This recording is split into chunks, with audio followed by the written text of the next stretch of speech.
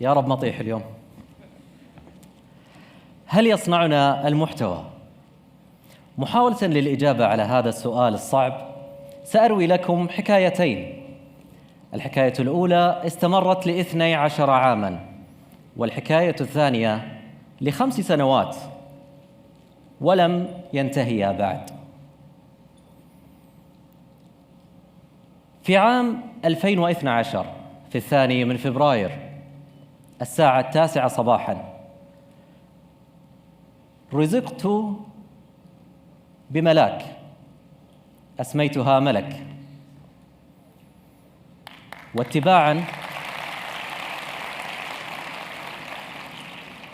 واتباعاً لسنة نبينا عليه الصلاة والسلام تلوت عليها الأذان، وكان أول محتوى يدخل من مسامعها لدماغها الجميل وبالتالي وعيها. بعدها تلت عليها زوجتي أم ملك حفظها الله آيات من القرآن، واستمرت بهذه العادة إلى يومنا هذا. ملك أصبحت رضيعة تبكي كما يبكي الأطفال. أثناء بكائها كنت أستمع لموسيقى بيتهوفن مونلايت سوناتا،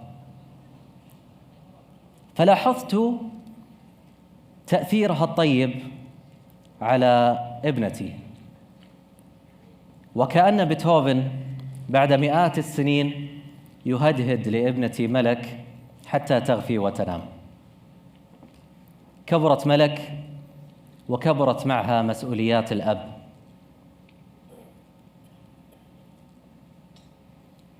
ما الذي ستشاهده ملك من محتوى ترفيهي يناسب وعيها ومسؤوليتي الأبوية تجاهها؟ أنا كصانع أفلام كنت وما زلت لا أفضل القنوات التلفزيونية والمحتوى العشوائي.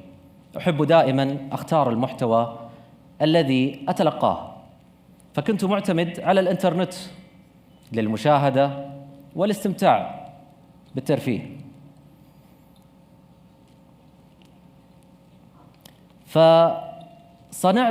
خصصت هارد ديسك لابنتي ملك وشبكته بالسمارت تي في، واخترت لها محتوى أعتقد بأنه جيد، وكنت في ذلك الحين لست بالوعي الكافي كما أنا عليه الآن، هكذا أحسب، فكانت اختياراتي عفوية وبسيطة. فسألت نفسي: بدر، أنت وش كنت تحب تشوف وأنت صغير؟ وش الشيء اللي أثر عليك وساهم بتشكيل شخصيتك؟ فتذكرت كرتون مغامرات عدنان ولينا للمخرج الرائع يامازاكي، يستاهل صفقة.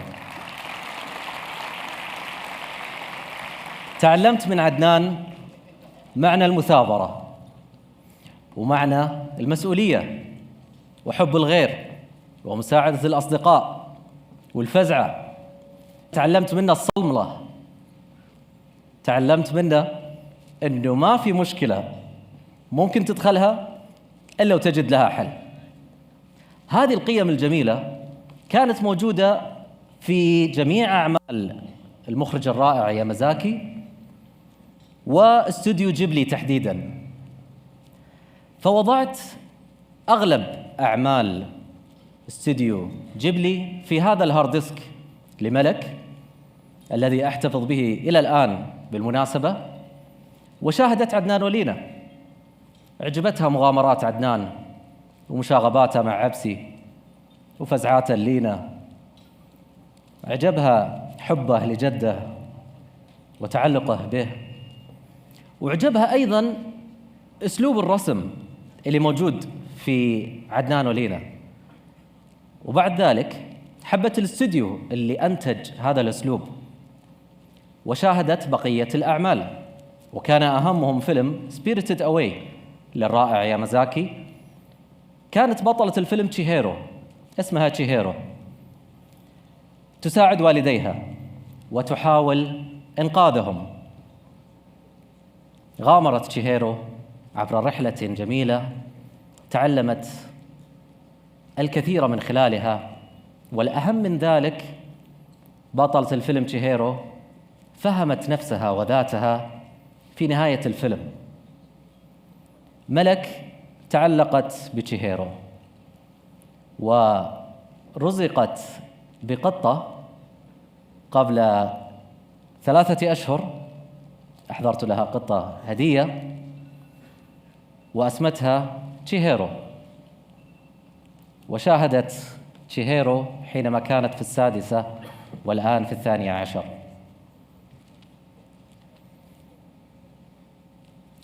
كبرت ملك ولاحظت بشكل تلقائي حسن ذائقتها وانجذابها للأعمال الراقية فنياً، ومن تلقاء نفسها وبدون دفع مني أحبت الفنون، وبدأت ترسم وتعزف وتلون وتشكل وتصنع الشخصيات التي كانت تحبها في أفلام الكرتون. حتى اختيارها لألعاب الكمبيوتر لاحظت بأن اختياراتها جيدة. لعبتها المفضلة هي لعبة زلدا. شباب البترول، كم واحد يعرف زلدا؟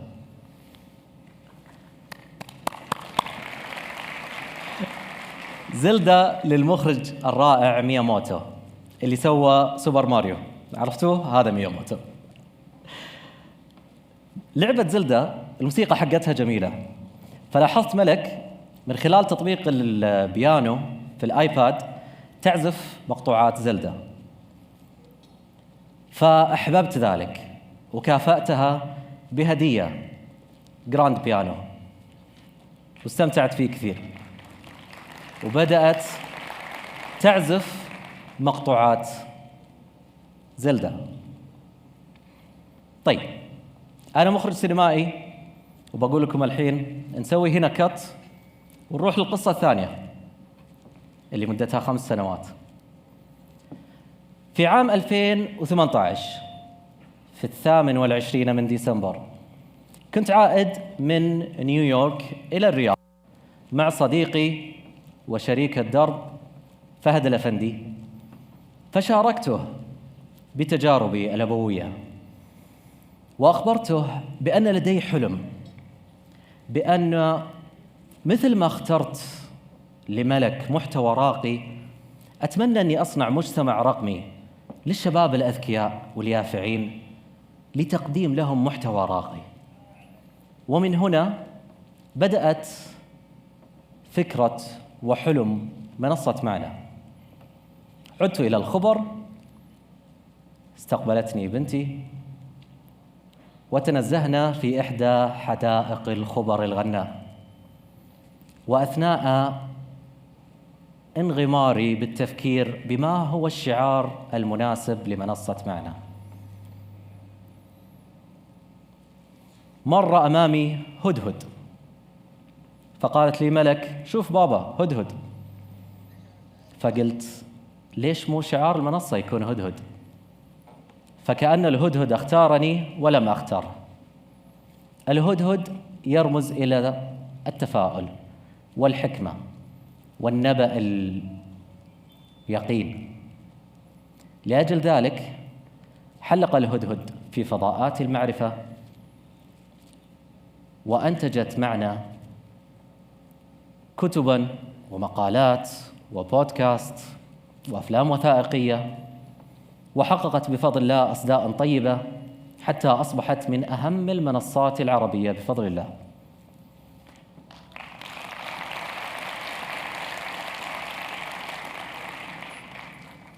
قلت لكم بتعبكم معاي، نسوي كات ونعود لقبل شهر من الآن. كنت في المنزل وإذا بي أسمع صوت نغمات موسيقى مونلايت سوناتا لبيتهوفن، فتتبعت الصوت حتى وجدت ملك تعزف مونلايت سوناتا. فقلت لها ماما من وين سمعتي الموسيقى هذه؟ كيف عرفتيها؟ قالت ما أدري، سمعتها باليوتيوب. ماما ما سمعتيها مني؟ قالت لا. اللحظة اللي سمعتها تعزف مونلايت سوناتا شعرت بدهشة هائلة لاستكشافي لإجابة لسؤال صعب ومعنى من معاني الحياة، ألا وهو المحتوى الراقي يصنع إنسان راقي. والسؤال مني لكم، هل يصنعنا المحتوى؟ شكراً جزيلاً.